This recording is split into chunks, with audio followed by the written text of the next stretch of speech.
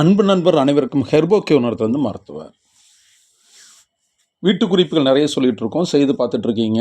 சமையல் குறிப்புகளாக தான் அதிகமாக சொல்கிறோம் உங்களுக்கு. வீட்டில் அன்றாட வாழ்க்கையில் நீங்கள் பயன்படுத்திட்டு இருக்க விஷயங்களை எதுக்கு பயன்படுத்தினா நல்லாயிருக்கும் அப்படிங்கிறத தெளிவாக நம்ம சொல்கிறனால உங்களுக்கு எளிமையான முறையில் இருக்குது அப்படின்னு நிறைய பேர் வாட்ஸ்அப்பில் நன்றி தெரிவிச்சிருக்கீங்க. ரொம்ப நன்றி. நன்றி தெரிவிக்காதவங்களுக்கும் நன்றி. இனி பயன்படுத்தி அதை பயன்பட உங்களுக்கு நல்லபடியாக இருக்குது அப்படின்னா நீங்கள் நன்றி தெரிவித்தா போகிறோம். கண்டிப்பாக இது உங்களுக்கு பிரயோஜனமாக இருக்கும். உங்கள் நண்பர்களுக்கெல்லாம் நம்ம சொல்கிற அந்த ஆடியோ வீடியோவை ஷேர் பண்ணி சப்ஸ்கிரைப் பண்ண சொல்லுங்கள். அவங்களுக்கு பிரயோஜனமாக இருக்கும். நிறைய விஷயங்கள் மருத்துவ உறுப்புகள் நம்ம சொல்கிறோம் எளிமையான முறையில். இப்போ நம்ம சொல்ல போகிறது பார்த்திங்கன்னா எல்லாருக்கும் உள்ள ஒரு விஷயந்தான். வீட்டில் தையல் தைக்கிற நிறைய பெரும்பாலான பெண்களுக்காக இருக்கட்டும், அதிக நேரம் உட்கார்ந்து வேலை செய்யப்பட்டவங்க, தங்க வேலை செய்யப்பட்டவங்க, ஓட்டுநர்கள், அப்புறம் பார்த்திங்கன்னா தரையில் உட்காந்துட்டு நிறைய நேரம் வேலை செய்கிறவங்க, எலும்பி நடக்க, அதாவது ஒரு நாளைக்கு நடையே அதிகமாக இல்லாமல் உட்காந்துட்டே செய்கிறவங்களா இருக்கட்டும், சமையல் பண்ணுற மாஸ்டர்ஸ்களாக இருக்கட்டும், அவங்களுக்கெல்லாம் வரப்பட்ட ஒரு முக்கியமான விஷயம் பைல்ஸ். அதாவது பார்த்தீங்க அப்படின்னா, நீங்கள் காலையில் பாத்ரூம் போகும்போது ரொம்ப வலிக்கும், ரத்தங்கள் சிலவங்களுக்கு வரும். ஆரம்ப காலத்தில் இருந்தால் ரத்தம் வராது, வலி இருக்கும்.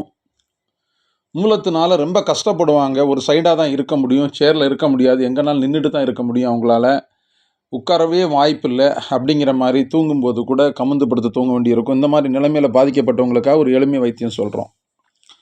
பொங்கல் தினத்தன்று நம்ம பொங்கல் விடும்போது பார்த்தீங்கன்னா பல வகையான காய்கறிகள், கிழங்கு ஐட்டங்கள்லாம் வரும். பார்த்துருப்பீங்க நீங்கள். சிறுகிழங்கு, பெருங்கிழங்கு, காய்ச்சிக்கிழங்கு, சேனை, ஏகப்பட்ட கிழங்கு ஐட்டங்கள்லாம் வரும். பார்த்துருக்கீங்களா? இந்த கிழங்குகள்லாம் வாங்கி நம்ம கறி சமைச்சு சாப்பிடுவோம், பார்த்துருப்பீங்க.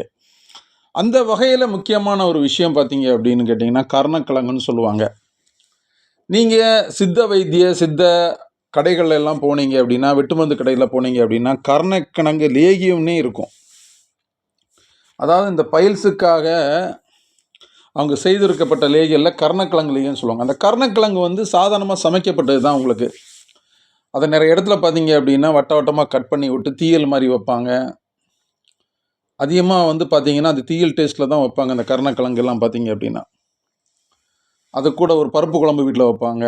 இந்த மாதிரியெல்லாம் செய்து சாப்பிடுவோம் நம்ம, இல்லையா? பெருவாரியான சாதாரண நாட்கள்லாம் அந்த கருணக்கிழங்குலாம் நம்ம வாங்குறது இல்லை. ஆனால் அதை ஒரு பெரிய மருத்துவ குணம் கொண்டு, அது மூலத்துக்கு நல்லது, பைல்ஸுக்கு நல்லது, அது சாப்பிட்டா எதிர்காலத்தில் இதே மாதிரியான விஷயங்கள் வந்தவங்களுக்கு வராதவங்களுக்கு இனி வரவே வராது அப்படிங்கிறத கருத்தில் கொண்டு வாரத்துக்கு 2 முறை அல்லது 3 முறையாவது நீங்கள் அந்த கருணக்கிழங்கை சமைச்சு சாப்பிட பாருங்கள். இதை சாப்பிட்டுட்டு வாங்க. கண்டிப்பாக உங்களுக்கு மூலத்தில் ஏற்படுற எல்லா விதமான வியாதிகளும் படிப்படியாக குறைஞ்சிக்கிட்டு வரும். சரிங்களா? இந்த கருணக்கிழங்கு கிடைக்காத பட்சத்தில், கருணக்கிழங்கு கிடைக்கலங்க, கடையில் கேட்டு பார்த்தேன், இப்போ இல்லை, சீசன் இல்லைன்னு சொல்கிறாங்க. அப்படின்னு இருக்க பட்சத்தில் நீங்கள் என்ன பண்ணுறீங்க அப்படின்னா, உங்கள் வீட்டில் டெய்லி யூஸ் பண்ணுறப்பட்ட சின்ன வெங்காயத்துலையும் அதே மாதிரியான மருத்துவ குணம் கொண்ட விஷயங்கள் இருக்குது. சின்ன வெங்காயத்தை நல்ல தோலை உரிச்சிருங்க. எப்போவுமே தோலை உரிச்சு தான் பண்ணுவீங்க, இருந்தாலும் சொல்கிறேன். தோலை உரிச்சிட்டு பார்த்தீங்க அப்படின்னா சிறிதளவு 2 ஸ்பூன் நல்லெண்ணெயில் அதை வதக்கிடுங்க. சின்ன வெங்காயத்தை ஏற்கனவே அதில் பார்த்தீங்கன்னா நிறைய விஷயங்கள் இருக்குது. சின்ன வெங்காயத்தை ஏகப்பட்ட மருத்துவ குணம் இருக்குது, நம்ம சொல்லியிருக்கோம். அந்த சின்ன வெங்காயத்தை மறுபடியும் குளுமையான அந்த நல்லெண்ணெயில் போட்டு நீங்கள் வதக்கும்போது, வதக்கி அதை காலை மாலை 2 வேளை சும்மா மாத்திரை சாப்பிட்ற மாதிரி 2, 3 வெங்காயத்தை சாப்பிடுங்க. சரிங்களா? இதை நீங்கள் அவ்வப்போது தேவைப்படும் போது, இல்லை அவ்வப்போது முடிகிற நேரங்களில் அந்த சின்ன வெங்காயத்தை வதக்கி நீங்கள் சாப்பிட்டு வந்தீங்க அப்படின்னா படிப்படியாக உங்களுடைய பைல்ஸ்லேருந்து நீங்கள் காப்பாற்றப்படலாம். வலியிலேருந்து நிவாரணம் கிடைக்கும். மேலும் உங்களுக்கு அந்த பைல்ஸ் அதாவது இன்க்ரீஸ் ஆகாமல் இருக்கும், வலி கூடாமல் இருக்கும், நோய்கள் வர்றதை தடுக்கலாம். இது கண்டிப்பாக உங்களுக்கு பயன்பாடான விஷயம் இருக்கும். எளிமையான மருத்துவமாக இருக்குது. இதை பைல்ஸ் உள்ள எல்லாரும் செய்து பாருங்கள். முடியாத பட்சத்தில் இதையும் மீறி உங்களுக்கு பைல்ஸ் ரொம்ப ஓவராக இருக்குது அப்படின்னா எங்களுடைய வாட்ஸ்அப்பில் தொடர்பு கொள்ளுங்கள். அதற்கான நல்ல மூலிகையில் நம்ம ரெடி பண்ண மருந்துகள்லாம் வச்சுருக்குறோம். அது உங்களுக்கு அனுப்பித்தரோம். சாப்பிட்டு பாருங்கள். கண்டிப்பாக உங்களுக்கு நோயிலிருந்து விடுதலை கிடைக்கும்.